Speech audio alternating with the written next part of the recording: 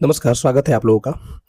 भारत के संविधान के विकास यानी राज्य व्यवस्था के विकास के कालक्रम में 2 चरण में विकास का कार्यक्रम हुआ। एक तो कंपनी के शासनाधीन विकास कार्यक्रम हुआ, दूसरा ब्रिटिश ताज के प्रत्यक्ष शासनाधीन हुआ। इनकी समयकाल के बारे में देखेंगे चर्चा तो 1773 से भारत के संवैधानिक विकास में पहला भाग कंपनी के शासनाधीन विकास जो 1773 से लेकर 1857 तक के बीच आज की चर्चा जो प्रमुख रूप से भाग 1 की चर्चा होगी और ये कंपनी के शासन के अंतर्गत जो भी विकास हुआ उसके बारे में हम लोग देखेंगे। British east India company Bharat के कई अन्य जगहों में से एक कलकत्ता पे सर्वप्रथम अधिकार की और दीवानी का अधिकार की। हमने पहले भी इसकी चर्चा कर चुके हैं जिसमें बिहार, बंगाल और उड़ीसा इन क्षेत्रों में दीवानी का अधिकार प्राप्त हुआ, जिसमें इलाहाबाद की संधि प्रमुख रूप से इंपॉर्टेंट माना जाता है। और इसके बाद जो ब्रिटिश संसद के द्वारा जो पत्र आई यानी जो रेगुलेशन आया कि किस रेगुलेशन के अंतर्गत अगले 20 सालों तक आपको इस क्षेत्रों में शासन करना है, तो उसके बारे में जब हम चर्चा करते हैं तो उनमें से एक है 1773 के रेगुलेटिंग एक्ट यानी चार्टर अधिनियम।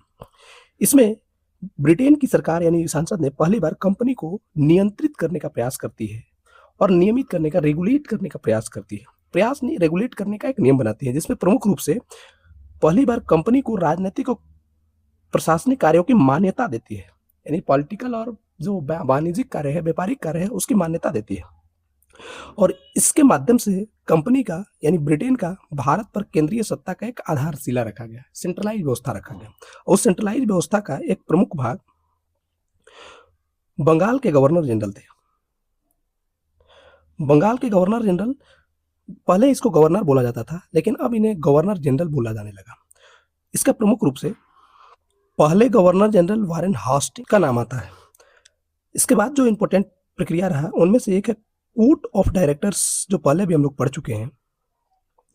तो कोर्ट ऑफ डायरेक्टर्स में निर्देशक मंडल बना जिसमें 24 सदस्यीय टीम थी। उस 24 सदस्यीय टीम में एक अस्थायी निकाय बना जो कंपनी के राजनीतिक और व्यापारिक कार्यों को नियंत्रित कर सके। गवर्नर जनरल इन काउंसिल में गवर्नर जनरल प्लस 4 अन्य सदस्य हुआ करते थे। गवर्नर जनरल के कार्यपालिका परिषद में जो केंद्रीय कार्य था केंद्रीकृत, जिसमें विधायन और प्रशासनिक कार्य दोनों अलग अलग कार्यों को देखता था। अब ये गवर्नर जनरल के एग्जीक्यूटिव बॉडी यानी कार्यपालिका परिषद, जिसमें 4 सदस्य प्लस एक गवर्नर जनरल हुआ करते थे।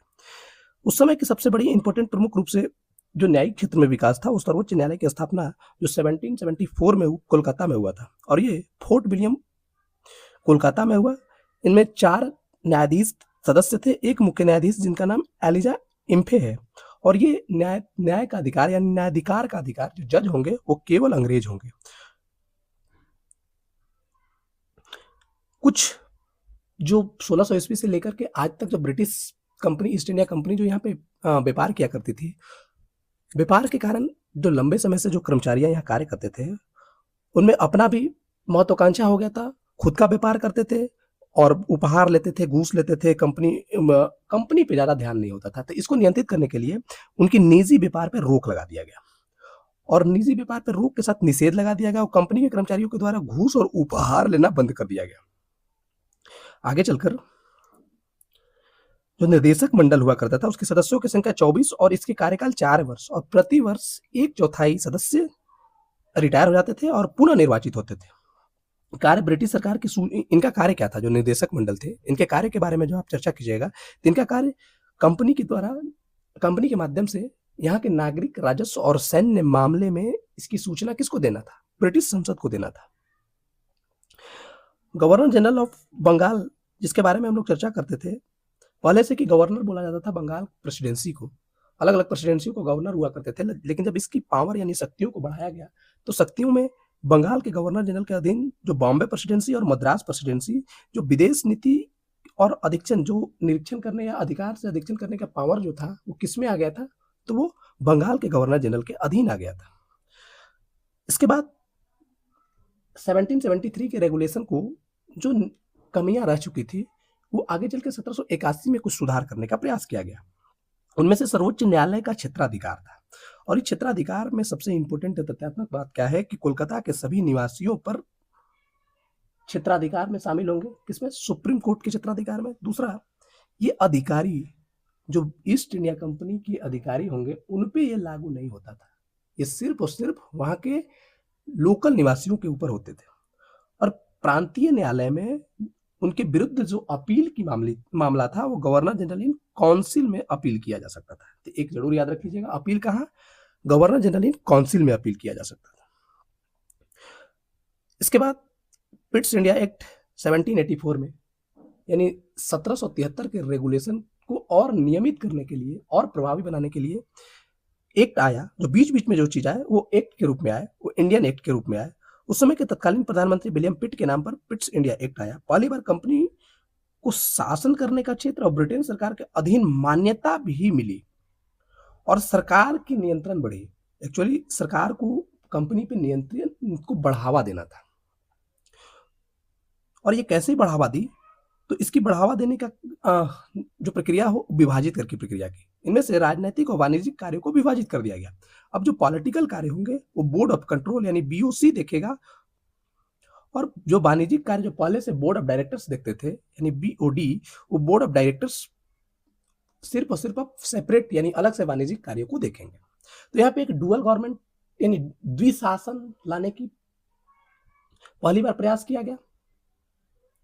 इससे पहले भी हम लोग चर्चा कर चुके हैं कि जो डुअल शासन की प्रारूप के बारे में, जैसे 1765 में जब दीवानी का अधिकार प्राप्त हुआ ब्रिटिश ईस्ट इंडिया कंपनी को, तो उस समय जो टैक्सेशन का अधिकार कंपनी को था, लेकिन उसको कलेक्ट करने की जिम्मेदारी किसकी थी, तो वहां के जो स्थानीय शासन होंगे उनकी जिम्मेदारी थी। अभी हम लोग 1773 के रेगुलेशन एक्ट को आगे और नियमित करने के लिए अन्य अधिनियम लाया, जिसमें 86 का अधिनियम, और 86 का अधिनियम का सबसे इंपोर्टेंट बातें क्या है, तो इनमें से सबसे इंपोर्टेंट बात था वो लॉर्ड कॉर्नवालिस गवर्नर जनरल थे। इनकी कुछ शर्तें थी, क्योंकि भारत में आने से पहले ब्रिटेन में ही कुछ शर्त के साथ इन्होंने आया था, और ये गवर्नर जनरल के पद को प्रभावी तथा और शक्तिशाली बनाने का, जिनमें से कुछ प्रयोग था। प्रयोग क्या था, तो विटो की शक्ति हमारे पास गवर्नर जनरल में होना चाहिए, जो अपना निर्णय को लागू करा सके या अस्वीकृत कर सके, अपनी परिषद का निर्णय को रद्द करने की शक्ति हो, तथा सुरक्षा की स्थिति जैसे भारत में शांति साम्राज्य के हित में हो। यानी एक भावनात्मक रूप से एक चीज और इन्होंने जुड़वाया कि किसके हित में हो, सुरक्षा और शांति भारत के हित में हो, इसकी भी विटो की शक्ति मेरे पास होनी चाहिए। इसके बाद प्रधान सेनापति का कार्य, यानी जो प्रमुख कार्य होगा वो मेरे में निहित होगा, वो प्रधान सेनापति के कार्य गवर्नर जनरल कर सकता था। एक चीज और, जो 1781 के अधिनियम के बाद जो विभाजित कार्यों के बारे में जब हम लोग देखेंगे, तो उनमें से कई अन्य कार्य जो इंपोर्टेंट थे, उसमें कि कंपनी के नियंत्रण के अंतर्गत जो बीओसी और बीओडी के बारे में जब हम चर्चा किए, तो बीओसी के सदस्यों की संख्या 6 थी, यानी बीओसी की सदस्यों की संख्या 6 और बीओडी की सदस्यों की संख्या 24 थी। इन सदस्यों के बारे में जरूर जान लीजिएगा कि ये जो 6 सदस्यों की संख्या थी, इनके वेतन कहां से दिया जाता था, तो भारतीय राजस्व कोष से दिया जाता। वेतन एवं भत्ते राजस्व भारतीय राजस्व कोष से ही दिया जाता था। और इसमें जो 6 सदस्य होंगे, यानी जो 6 सदस्य होंगे वो 4 प्रीवी काउंसिल से होंगे, एक भारत के राज्य सचिव होगा, और तीसरा ब्रिटेन के वित्त मंत्री होंगे, यानी जो ब्रिटेन में जो सरकार होंगी उसकी फाइनेंस मिनिस्टर होगा। अब इसका कार्य क्या था बेसिकली, तो इसका कार्य जो संचालन और मार्गदर्शन की भूमिका में था, भारत का शासन के प्रति, इसकी शासन यानी एडमिनिस्ट्रेशन के प्रति संचालन की भूमिका थी। दूसरा जो अधीक्षण करता था, यानी रिपोर्ट को पहले से जो बीओडी भेजता था, जिसमें नागरिक, सैन्य और टैक्सेशन यानी राजस्व के बारे में, उसका भी अधीक्षण करेगा, यानी उसका निरीक्षण अधीक्षण करेगा। वो कौन करेगा, तो बीओसी यानी बोर्ड ऑफ कंट्रोल करेगा। तो 2 भागों में आप इंपोर्टेंट जान लीजिएगा। इसके बाद हम लोग देखते हैं 86 के अधिनियम। 86 के अधिनियम के बारे में हम लोग चर्चा कर चुके, सुरक्षा के बारे में भी हम लोग चर्चा कर चुके, और इसके प्रधान सेनापति के कार्य के बारे में भी चर्चा कर चुके। इसमें से जो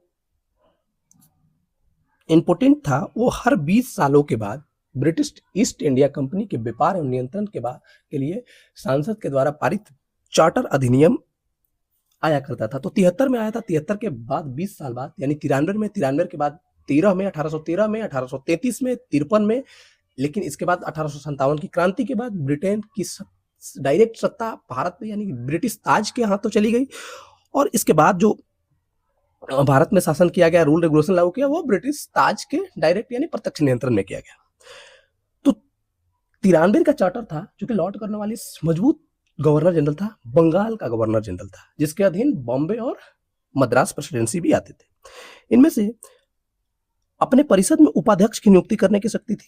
शक्ति को और विस्तारित किया गया। गवर्नर की वेटो शक्ति सभी प्रेसिडेंसियों में लागू होगा, यानी जो गवर्नर जनरल का शक्ति यानी वीटो यानी पावर का जो है विस्तारीकरण 1793 के चार्टर एक्ट के अंतर्गत किया गया। इसमें पदेन सदस्यों की सदस्यता समाप्त गवर्नर जनरल के काउंसिल में। दूसरा, भारत के राजस्व से नियंत्रण बोर्ड के वेतन और पेंशन दिया जाना, और हर वर्ष 5 लाख वार्षिक पाउंड किसको, ब्रिटिश शासन को भेजना, एक शर्त 1793 के चार्टर अधिनियम के तहत था।